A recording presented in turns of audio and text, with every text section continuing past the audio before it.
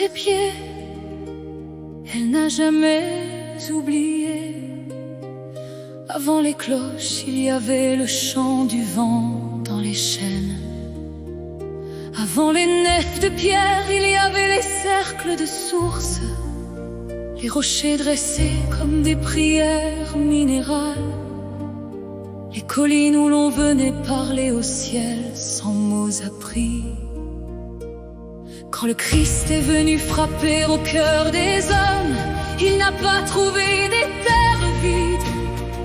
Il a trouvé des peuples qui savaient déjà honorer la vie, la mort, les saisons, la fécondité, la lumière et la nuit. Alors la parole s'est posée sur l'humus ancien, comme une graine sur une terre déjà vivante.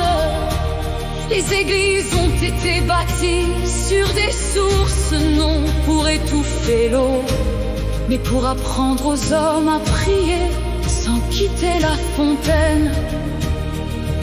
Les vierges ont veillé sur les collines, là où les mers anciennes donnaient déjà refuge aux prières.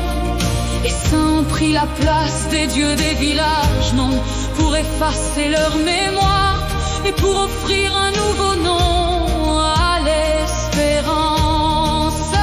Dans les campagnes longtemps, on a fait le signe de la croix sur le blé et murmuré aux esprits de la pluie. On a béni les troupeaux au nom du Christ et laissé du pain au seuil pour les invisibles.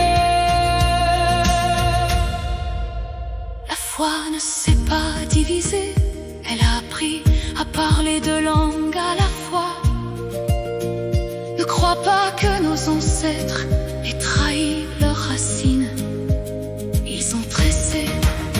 Ils ont tressé la forêt et l'église, la source et l'autel, la croix et le cercle.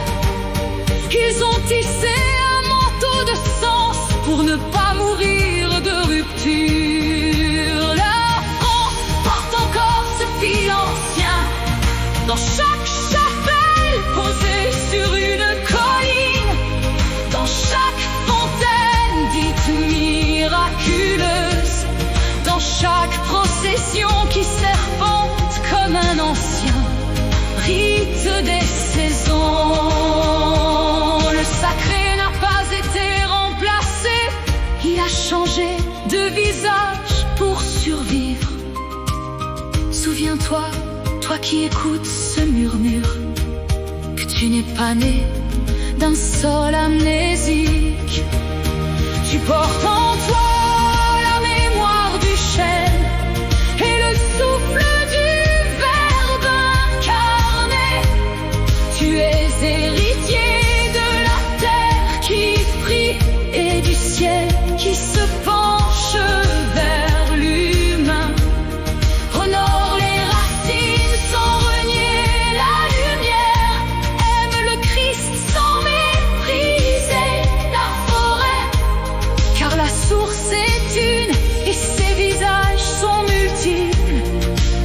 Et tant que l'on marchera en conscience sur cette terre,